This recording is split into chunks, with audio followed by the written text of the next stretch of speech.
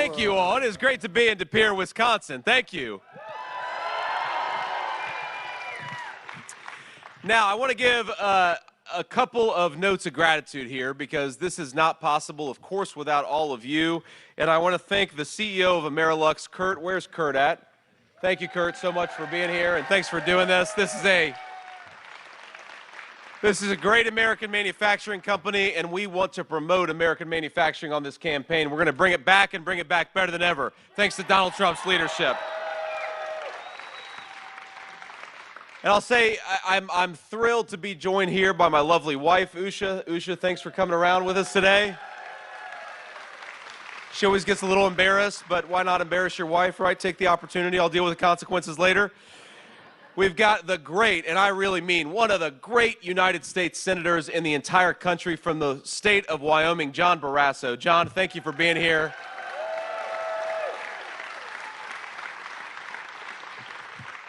And most of all, I want to say thanks to all of you because in 68 days, thanks to you and thanks to the state of Wisconsin, we are taking this country back. We're going to make Donald J. Trump the next president of the United States. Now, we got to just talk a little bit about the record of Kamala Harris because, you know, she does this thing. She does this thing, Kamala Harris does, where she stands before a crowd like this, and to get a crowd like this, of course, Kamala Harris has to have a rock star or a rapper open for her. And then, you know, before her remarks are even over, they're all heading for the exits. You guys are a great crowd, and I'm thrilled to have you. But look, Kamala Harris, she stands before crowds like this, and she'll say, without a hint of irony or a hint of shame, that on day one, my friend, she is going to tackle the affordability crisis that's affecting American families. And on day one, she's going to make groceries more affordable. And on day one, she is going to make it possible for young people to afford a home. And every single person with an ounce of sense is saying, well, Kamala, day one was 1,300 days ago. What the hell have you been doing all the time? And John's been in politics, the great John Barrasso's been in politics a little bit longer than I have. But, John, can we think of anybody who can stand for 3.5 years as the Vice President of the United States and pretend that she's not even been in power? Have you ever seen anything like that? Nothing like it in the world. It's crazy. It's the craziest thing. But Kamala Harris, she's done a lot since day one, and that's exactly the problem, isn't it, ladies and gentlemen? She's been doing way too much since day one, and let's run through all of the broken promises and the broken dreams because of Kamala Harris's leadership. Well, number one, earlier today, we were in Pennsylvania talking to some great truckers in Erie, Pennsylvania, and you know what the truckers say is their number one problem? The cost of fuel. Some of you, I just heard say it. And why is fuel so expensive? Because Kamala Harris made a promise that she wanted to ban fracking, she wanted to ban offshore drilling, she wanted to destroy the American energy industry. That's what Kamala Harris said she was going to do, and then she went about for 3.5 years and did it.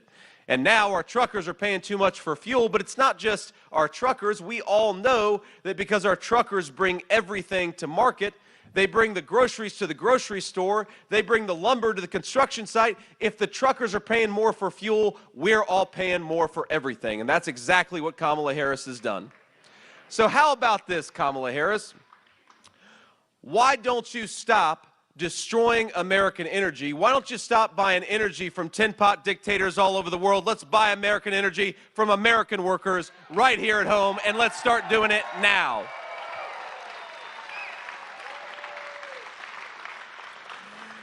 Now, Kamala also says that she is going to be a great friend of American manufacturers.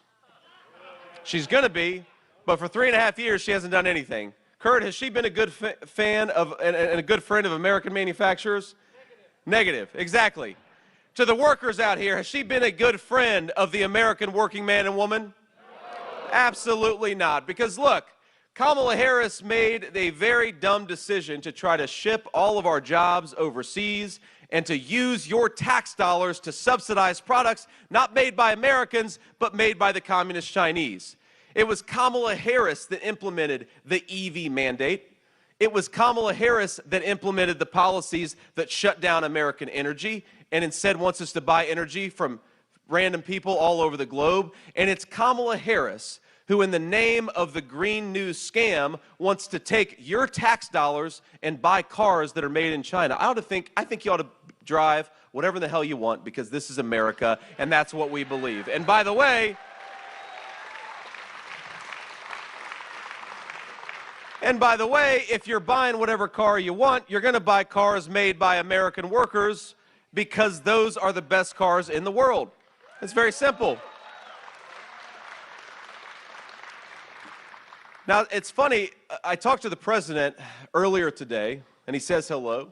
Sorry I can't be here with you, but he's running all over the country. I'm running all over the country because we believe it's important to win, so we're taking a divide and conquer strategy. But he said, you know, JD, the crazy thing about Kamala Harris is, even though she said she wanted to defund the police and ban fracking, she said she wanted to shut down American energy, and she wanted to open the border, and of course she's done all these things, Kamala Harris now pretends that she agrees with me on everything. Now, you trust, or if you watch what Kamala Harris is saying, she actually says now that she pretty much agrees with Donald Trump on everything. Now, she's not implementing those policies, by the way. She could, as the vice president, get to work right now if she actually agreed with the president. So she's lying to the American people because she knows that her record is a disaster and her policies are unpopular. But I said to the president, you know, I think I actually know, sir. I know what's going on. She doesn't think she's going to win this race, so she's auditioning for my job. She wants to become Trump's vice president, I think, because she knows the jig is up, but America is too smart for it. We are not going to promote Kamala Harris. We're going to say, you're fired to Kamala Harris, and kick her out of Washington, D.C.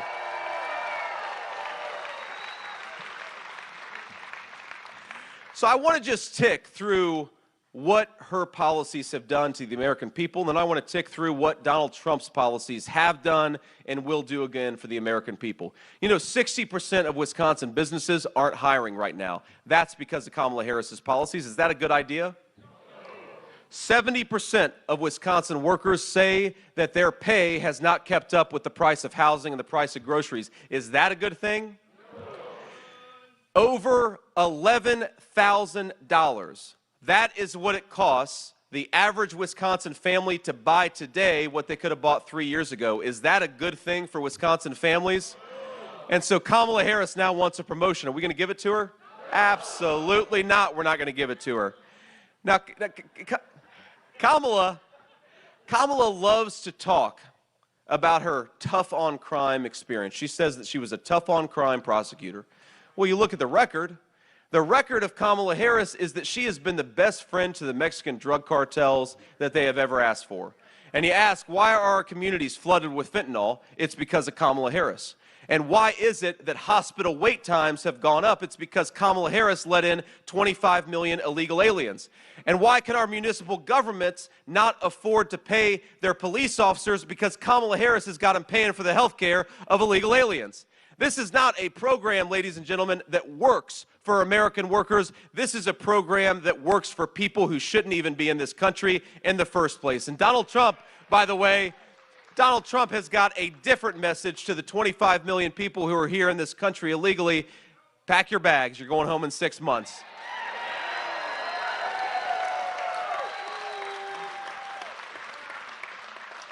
And look, it's a disaster not just for public safety, but it's a disaster for the wages of workers. We know that when you let in 20 million illegal aliens, 25 million illegal aliens, and you let them stay here, and you give them health care, then what does it do? It undercuts the wages of American workers. That's why a lot of Wisconsin paychecks are not keeping pace with the price of inflation, because Kamala Harris let in people who shouldn't be in this country to begin with. That is what she has done. And let's just offer a little bit of a study in contrast here, because, my friends, it doesn't have to be like this. We can do better. This country can do so much better. We just need the leadership of Donald J. Trump, and that's exactly what we're going to do because of the people in this room. Now, compare and contrast. Compare Kamala Harris, opened the border, suspended deportations on day one, and stopped Donald Trump's Remain in Mexico policy. When Donald Trump is president, we're going to re-implement deportations, re-implement Remain in Mexico, and tell people they got to go back where they came from and come through the proper channels.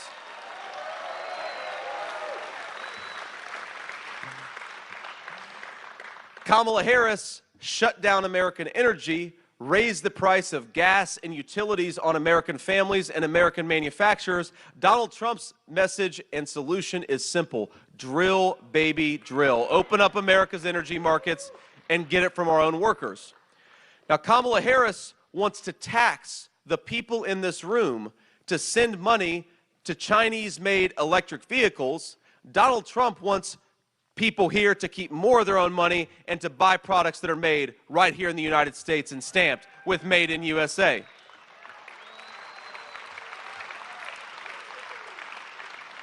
And finally, Kamala Harris would like to reward the companies that ship jobs overseas and raise your taxes. Donald Trump wants to cut your taxes and punish the companies that are doing business with the communist Chinese. Let's reward American manufacturers, not the corrupt businesses that are getting rich from Chinese slave labor. It's simple. It's common sense stuff.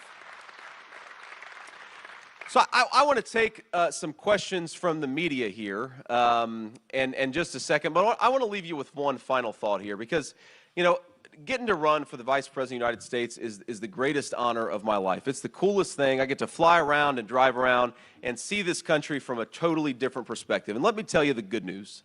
My friends, the good news is we have the most beautiful country in the entire world.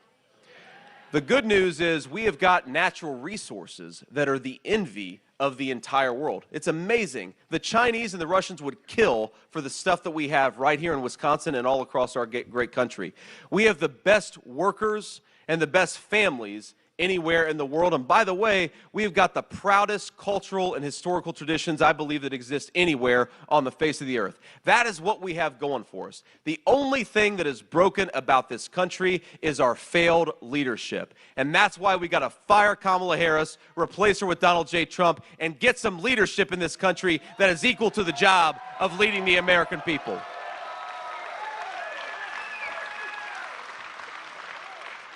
So it's going to start right here in Wisconsin. We're going to win this race. We're going to win Wisconsin. We're going to take back this country, and we're going to do it because of every single one of you. God bless you guys, and thanks for having me.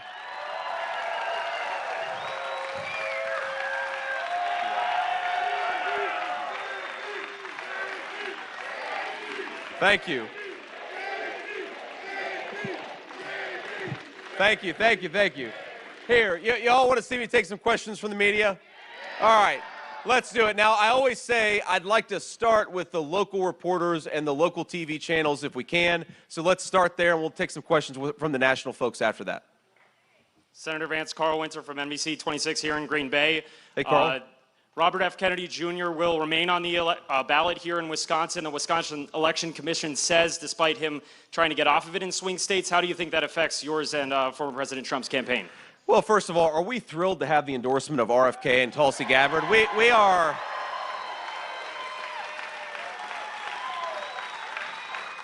It's funny, as much as the media says that Trump is the candidate of division, the reality is that we, from Nikki Haley and Brian Kemp to RFK and Tulsi Gabbard, Donald Trump is the candidate of common sense and cutting out the craziness, and we're thrilled to have support from across the political spectrum. I mean, look, I think it's ridiculous that RFK has endorsed Donald Trump. He has petitioned to be taken off the Wisconsin ballot, but a bunch of bureaucrats are going to keep his name on the ballot because they think it'll hurt Donald Trump. I think we're going to win Wisconsin anyway, and we're going to fight for every single vote. That's our plan.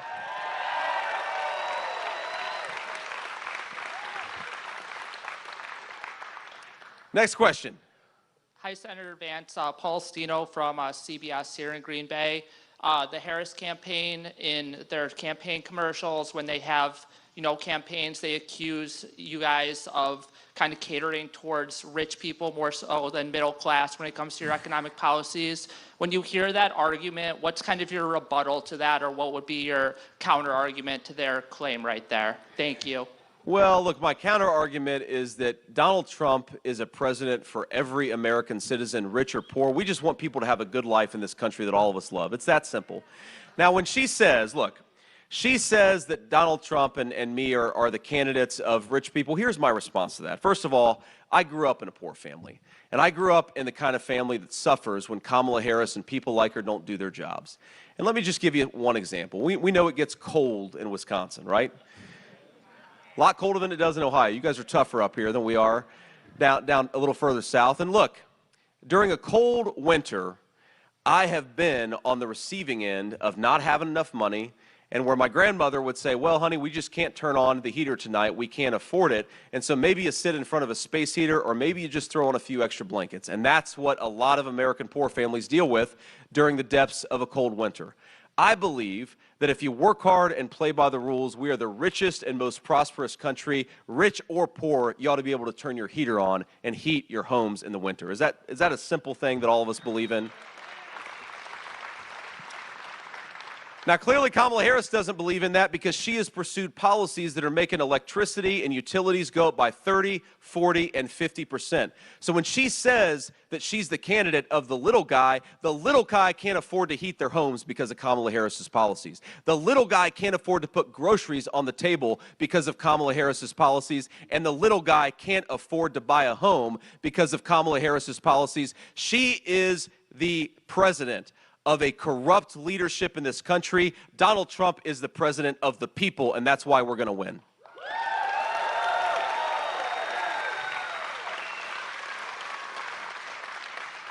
Next question.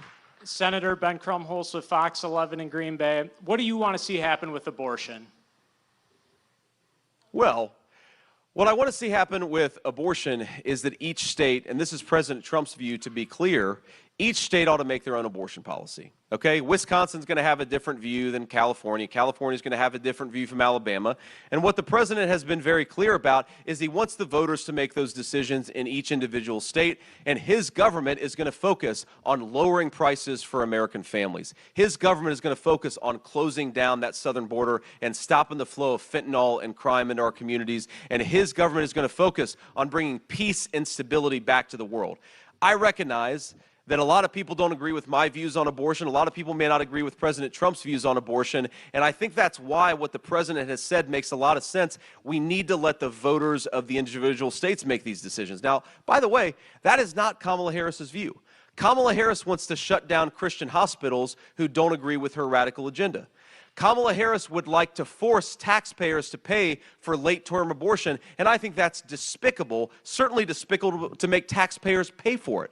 So when Kamala Harris says that we are the extremists on abortion, she is the one that wants to force her radical abortion policy down the throats of the whole country. It's ridiculous, and I don't think the American people buy it.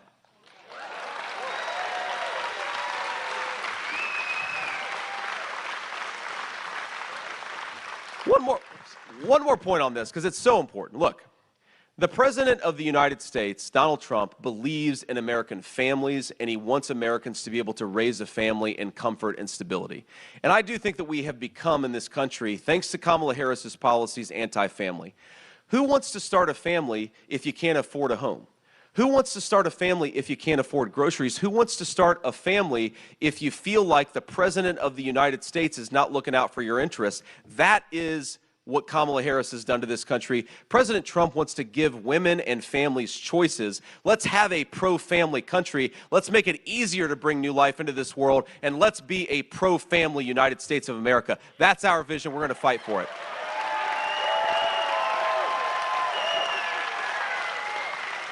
Thank you.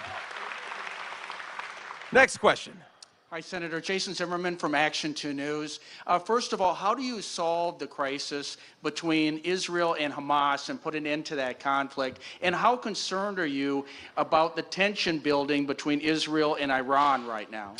Well, look, I worry about the tension a lot because Kamala Harris has given the Iranians billions of dollars, and they keep on buying weapons and attacking not just Israelis, but they keep on attacking Americans. It's crazy. Stop giving bad guys money. It's not that complicated. It's a very simple principle in American diplomacy. The second thing that I say is, look, it is not our business to micromanage Israel's war in the Middle East. Hamas is an evil organization. Thank you. Hamas is an evil organization. What we should be doing as an ally of Israel is empowering them to wipe Hamas off the face of the earth and get this war over. It's very simple.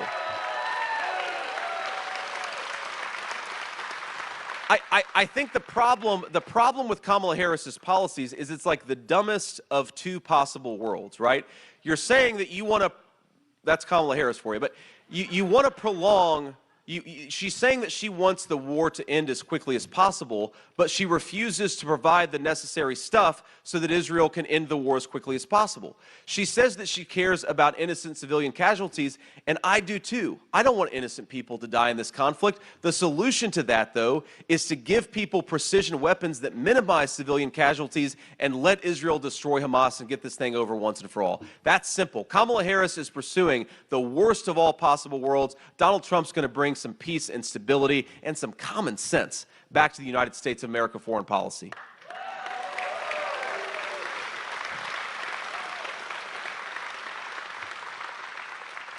Next question. Hi, Senator Vance. Joe Schultz, Wisconsin Public Radio. State data shows that since 2021, Wisconsin's had more job openings than people on unemployment. You know, President Trump has talked about mass deportation effort, largest in U.S. history.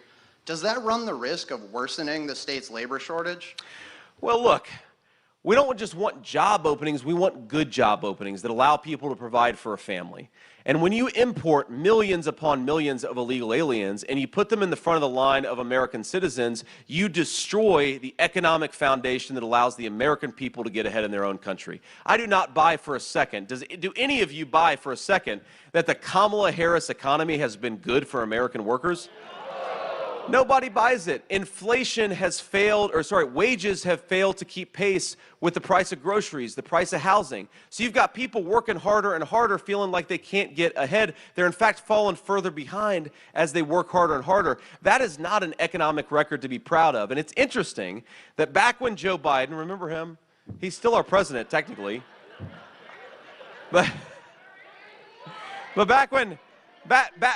back 6 weeks ago, when Joe Biden was still pretending that he was going to run for president, what the Democrats said is that our economy has been great for workers. And now, 6 weeks later, Kamala Harris is saying, yeah, the economy's been bad for workers, but don't blame me. Who am I? Well, the answer is, you're the vice president, do a better job, and we'd have a better economy.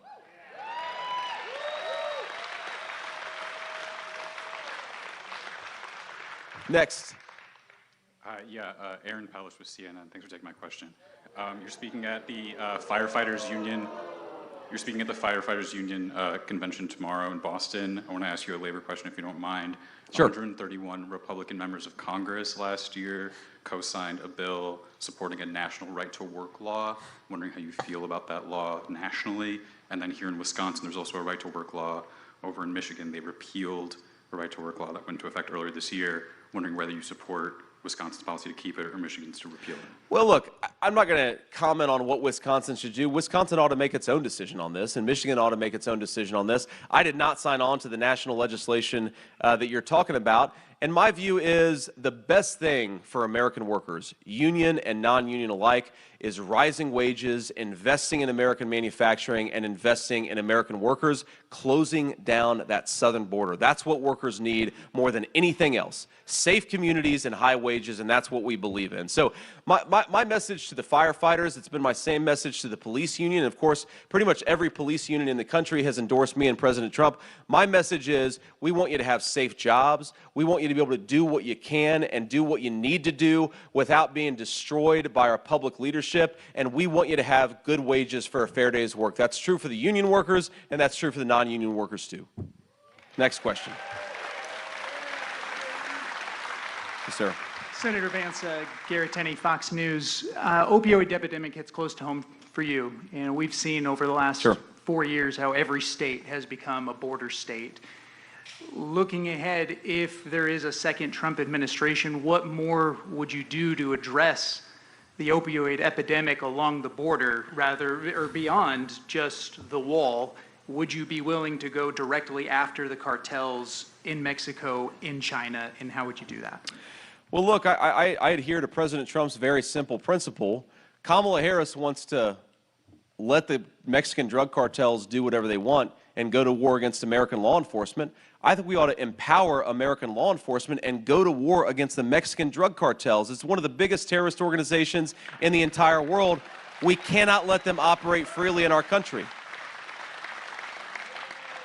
And the other thing that's driving the fentanyl problem, and you're right, I've been affected by this very personally. And so when I think about this issue, I think about all the kids that are praying at the bedside of their mom or dad because their mom or dad just had an overdose. Because I was that kid at one point in my life, and I was very lucky because my mom woke up and we got a second chance with my mom, and she's been clean and sober for almost 10 years. And what a great thing that is. What a great grace. And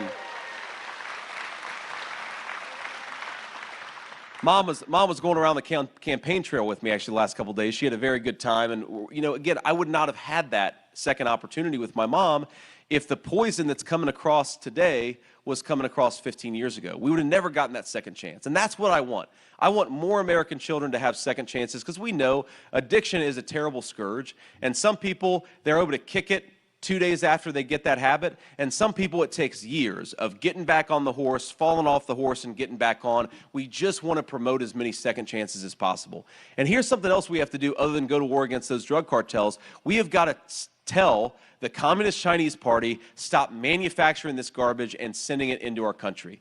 And one of the things that Donald Trump doesn't get nearly enough credit for, and there's a lot of things, but towards the end of his last term, he was on the cusp of striking a huge deal that was going to shut down fentanyl manufacturing in communist China, would have saved hundreds of thousands of American lives, and Kamala Harris let that languish. Instead of fighting for Americans, she continued to allow the communist Chinese to make this garbage. Our promise and our threat to the communist Chinese ought to be, if you want access to American markets, if you want to sell your stuff in the United States of America, stop manufacturing this poison that's killing our citizens. You just need strong leadership to do it. Thank you all. And why don't we do one more question, and then we're going to have to hit the road. Thank you all. Senator Vance, Mike Bender with the New York Times. I know we've asked you a couple times today about the issue at Arlington National Cemetery, and I know you've mentioned that the campaign had permission to film there. One thing I didn't realize earlier today is that it's a federal law banning political campaigns from filming at grave sites. So I guess the question is, since families, to the best of my knowledge, civilians aren't able to grant exceptions to that, whether or not someone who wants to be president should have to abide by that law. Well, Mike, look, I think the right person to ask is the Gold Star families who invited Donald Trump and lost a loved one because of Kamala Harris's failed policies. Were they happy to have the President of the United States there? And they would say, absolutely. Thank God somebody showed up. They wish Kamala Harris would have showed up, and she didn't.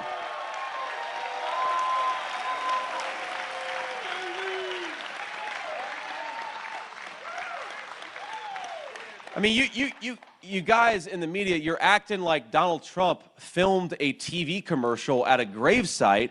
He was there providing emotional support to a lot of brave Americans who lost loved ones they never should have lost, and there happened to be a camera there, and somebody gave him permission to have that camera there. This is not a gross violation of federal law. This is a president who did what all presidents should do: show up and provide support to your own people. Thank you, sir. So again, I'm biased. I like Donald Trump. And I know you all do too. But look, ask the Gold Star families. And if there is a scandal here, I cannot get over the press's obsession with this. Because what is the bigger scandal? That Donald Trump was invited to stand by a graveside and actually accepted the invitation, or that Kamala Harris let 13 brave Americans die because she's a failure of a leader? And why hasn't Kamala Harris fired anybody who was implicated in getting those 13 Americans killed? And why hasn't there been a real investigation about why those 13 Americans got killed? I think that's a much, much bigger problem, and that's where the media ought to focus, not on Donald Trump doing his job and showing up as a president should. So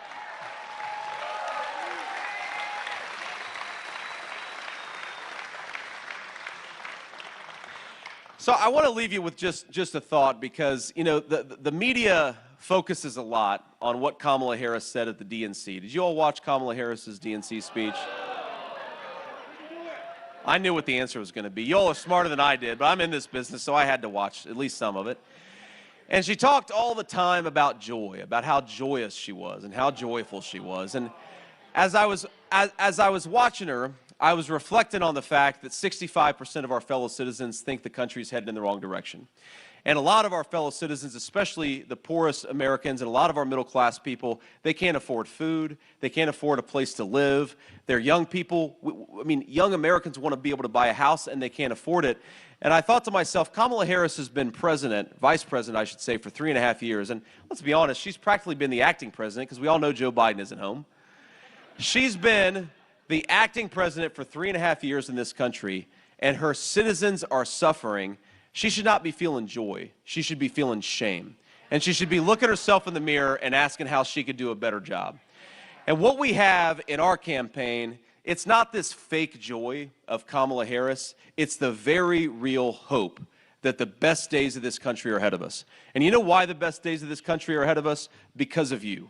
Because we have the best people, we have the best workers, and we have an American president, Donald J. Trump, that is going to run and fight for you. He's going to work for you every single day. But if we want an American president who is equal to the task, and we want an American leader who deserves to be the leader of this great country, it's not going to happen. If we sit on our rear ends, we're going to have to work for it.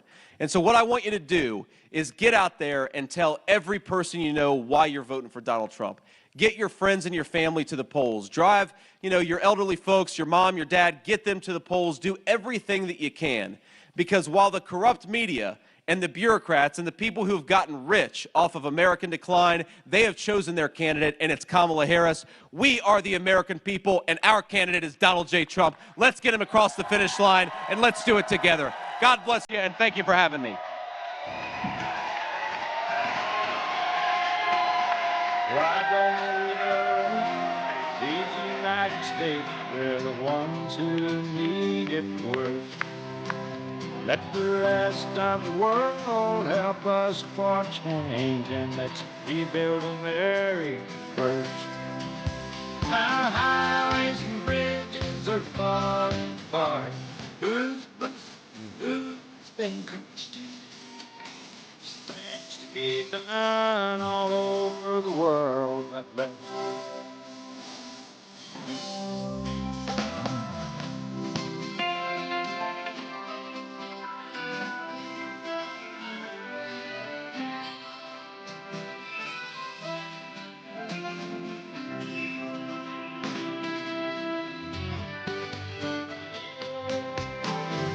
Who's on the hill and who's watching back?